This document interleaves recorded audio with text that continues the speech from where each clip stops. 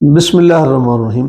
پھر چلا مسافر بھارت کے 4 سفر حصہ اول، اور آج اس کی قسط نمبر 7۔ اس میں لال قلعہ اور اس سے منسلک کچھ اور باتیں بھی آپ سے سامنے پیش کروں گا۔ لال قلعہ مغلوں کے سر کا تاج، انگریزوں کی عدالت اور مجرم بہادر شاہ ظفر۔ اردو بازار کے بعد میری اگلی منزل لال قلعہ تھی۔ لال قلعہ دیکھنے سے پہلے میں اس کے قریب سے گزرا تھا۔ اس کی وسعت، بلند و بالا عمارت، بہترین ڈیزائن اور سرخ رنگ نے مجھے بےحد مرعوب کیا تھا۔ لال قلعے کی تاریخ زیادہ پرانی نہیں ہے۔ بادشاہی قلعہ لاہور کے متعلق تو یہ کہا جاتا ہے کہ یہ بہت پرانا ہے۔ لال قلعہ، جس کا پہلا نام قلعہ مبارک تھا، کی تعمیر 1638 میں شاہ جہاں نے اس وقت شروع کی جب اس نے آگرہ سے دلی اپنا پایہ تخت منتقل کرنے کا فیصلہ کیا تھا۔ اس کام کے لیے اس نے اپنے نہایت ہی آزمودہ ماہر تعمیرات استاد احمد لاہوری کو منتخب کیا۔ استاد احمد لاہوری وہی ہیں جنہوں نے تاج محل بھی ڈیزائن کیا تھا۔ ان کے نام کی وجہ سے قلعے کے مین گیٹ کا نام لاہوری گیٹ ہے۔ تمام لوگ اسی دروازے سے قلعے میں داخل ہوتے ہیں۔ یہ وہی گیٹ ہے جہاں 15 اگست 1947 کو ہندوستان کے پہلے وزیر اعظم جواہر لال نہرو نے بھارت کی آزادی کا پرچم لہرایا تھا۔ میں اس قلعہ میں 2 دفعہ گیا ہوں، ایک مرتبہ دن میں اور دوسری بار مغرب کے بعد۔ دن میں مجھے کسی نے یہ بتایا کہ شام کو جہاں پر ایک بہت ہی دلچسپ پروگرام ہوتا ہے، آپ کو اس پروگرام میں ضرور آنا چاہیے۔ میں نے اس پروگرام کی ٹکٹ لی اور پھر رات کو اس پروگرام میں شرکت کی، جس کی داستان اگلے صفحات میں بیان کی جائے گی۔ لال قلعہ کا کل رقبہ 255 ایکڑ ہے، جبکہ شاہی قلعہ لاہور کا رقبہ 50 ایکڑ ہے۔ اس قلعہ کی 4 دیواری کی لمبائی 2.5 کلومیٹر قریب ہے، جبکہ اس کی دیوار کی اونچائی 60 فٹ سے لے کر 100 فٹ کے لگ بھگ ہے، اور اس کے 8 کونے ہیں۔ اس قلعہ کے قابل دید مقامات میں نوبت خانہ، دیوان عام، دیوان خاص، نہر بہشت، ممتاز محل، حمام، باولی، موتی مسجد، ہیرا محل اور شہزادوں کی رہائش گاہیں شامل ہیں۔ قلعہ اپنی وسعت اور ڈیزائن کے اعتبار سے قابل دید عمارت ہے۔ اس قلعے اور اس میں بنی ہوئی عمارات کی تفصیل بیان کرنے کے لیے الگ سے کتاب درکار۔ میں بس اتنا ہی کہوں گا کہ یہ وہ جگہ ہے جس نے بہت سے عروج و زوال دیکھے۔ میں اسی لاہوری دروازے سے گزرا اور آگے جا کر مختلف عمارتوں کے سامنے بے ٹوک پھرتا رہا۔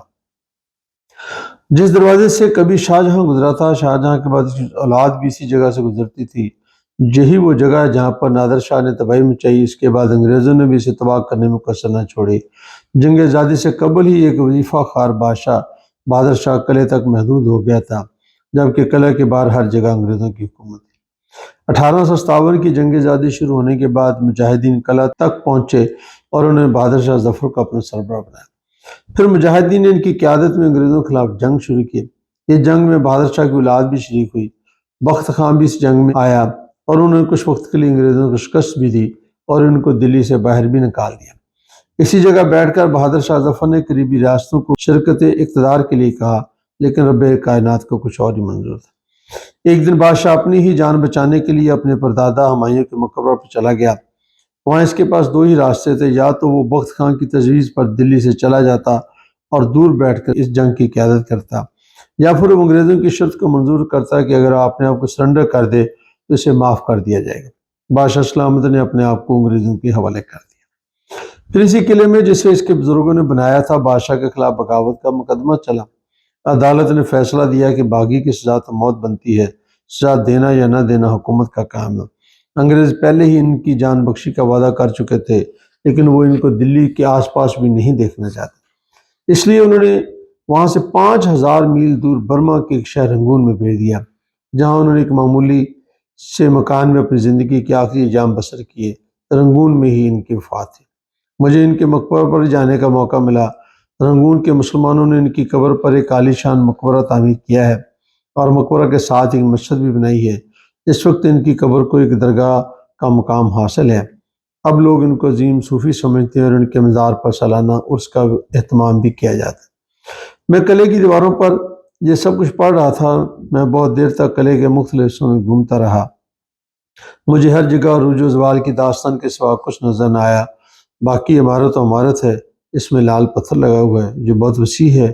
اس میں خوبصورت باغ ہیں، یہاں باغیچے ہیں، اور تو سب کچھ ہے، لیکن اس کی اصل پہچان تو مغلیہ حکومت کا پایہ تخت ہونا تھا۔ مجھے اس بات کا یقین ہو گیا جو اقبال نے کہا تھا، شمشیر حسن اول توسر باب آخر۔ لیکن جب توسر باب اول اور شمشیر حسن آخر ہو جائے تو پھر کوئی لال قلعہ کسی کو پناہ نہیں دے سکتا۔ قلعے کا کام تو پناہ دینا ہے، اس میں کون پناہ لیتا ہے؟ اس کا انحصار صرف ہمت مرداں پر ہے۔ یہ عمارت کسی کو خود اپنے اندر آنے سے نہیں روک سکتی، اس میں تو وہی آئے گا جس میں اندر آنے کی ہمت اور حوصلہ ہوگا۔ مغلوں کے آخری پایا تخت دلی کو انگریزوں نے فوجی چھاؤنی میں تبدیل کر دیا، ہر چیز پر قبضہ کر لیا۔ بادشاہ کی خوابگاہ، بیگمات کے کمرے، باغ، زیورات، تلگت، ہر چیز ان کے قبضہ میں آ گئی، اور بادشاہ سلامت اور ان کی بیگم کو چند افراد کے ساتھ ایک بیل گاڑی پر بٹھا کر انہوں نے اسی قلعہ سے 5000 میل دور بھجوا دیا۔ پھر ایک دن آیا جب ہندوستان کے لوگوں نے انگریزوں کو بھی چلتا کیا، اور پھر اسی قلعے پر بھارت کا پرچم لہرایا گیا۔ آج اس قلعے کے لاہوری گیٹ پر بھارت کا پرچم لہرا رہا ہے، اور ہر سال یوم آزادی کی تقریب اسی قلعے میں منائی جاتی ہے۔ انہی خیالات میں گم میں بہت دیر تک قلعے میں رہا اور پھر واپس آ گیا۔ دوسری مرتبہ میں مغرب کے بعد اس قلعے میں ہونے والے پروگرام میں شرکت کے لیے گیا، جس کی کسی نے بہت تعریف کی تھی۔ اس پروگرام میں شرکت کے بعد مجھے سمجھ آ گئی کہ اللہ تعالیٰ نے اس قلعے کے مالکوں کو کیوں بدلا، اور کیوں نئے مالک آئے، اور کیسے یہ قلعہ مغل ہاتھ سے نکل کر انگریزوں کے ہاتھ میں گیا۔ اس کی اس پروگرام کی ایک مختصر رودات پیش خدمت ہے۔ ایک شام قلعہ میں بادشاہ سلامت کے ساتھ۔ اس پروگرام کی تفصیل کچھ یوں ہے کہ مغرب کے بعد قلعے کے کلان میں تقریباً 200 کے قریب کرسیاں لگ جاتی ہیں، اور لوگ ان کرسیوں پر بیٹھ جاتے ہیں۔ مکمل اندھیرا تو نہیں ہوتا، لیکن روشنی بہت کم ہوتی ہے۔ اتنے میں کچھ آوازیں آنا شروع ہوتی ہیں، جن سے یہ پتہ چلتا ہے کہ یہ قلعہ مبارک کی خواتین کی آوازیں ہیں۔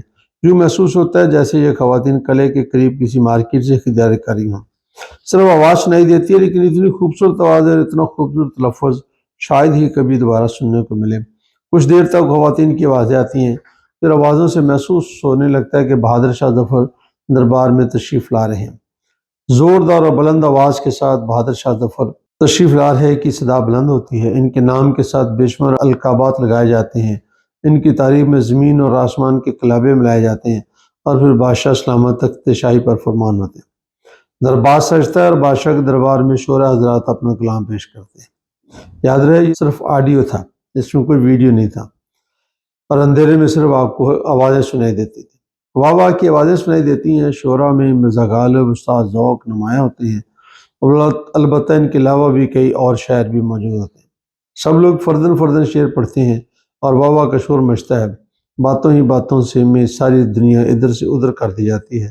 بڑی دیر تک محفل چلتی رہے، اور اس کے بعد یوں محسوس ہوتا ہے کہ جب سب کو کھانا کھلایا جا رہا ہے، انعام و کرام دیے جا رہے ہیں، اور پھر کہیں جا کر یہ محفل برخاست ہوتی ہے۔ یہ قلعہ کے اندرونی حالات کی کہانی ہوتی ہے۔ یہ پروگرام 1 گھنٹہ سے زیادہ چلتا رہتا ہے۔ اس پروگرام نے مجھ پر سحر طاری کر دیا، اور مجھے یوں لگا جیسے میں اس دور میں جا کر یہ سب کچھ دیکھ رہا ہوں۔ میں نے اس کی پروگرام کی ریکارڈنگ حاصل کرنے کی کوشش کی، جو مجھے نہ مل سکی۔ بہرحال وہ ایک دلچسپ تجربہ تھا جس کی گونج آج تک سنائی دیتی ہے۔ میرے دل میں یہ خیال ابھرا کہ ایک وقت تھا کہ جب جنگجو لوگ اس قلعہ میں بیٹھ کر پورے ہندوستان پر حکومت کرتے تھے، اور وہ اس وقت بادشاہ کے درباری ہوتے تھے۔ لیکن جب بادشاہ سلامت کا وقت شاعروں کی محفل میں گزرے گا، تو آپ خود اندازہ کر لیں پھر کون ہے جو اس وسیع سلطنت کی حفاظت کرے گا۔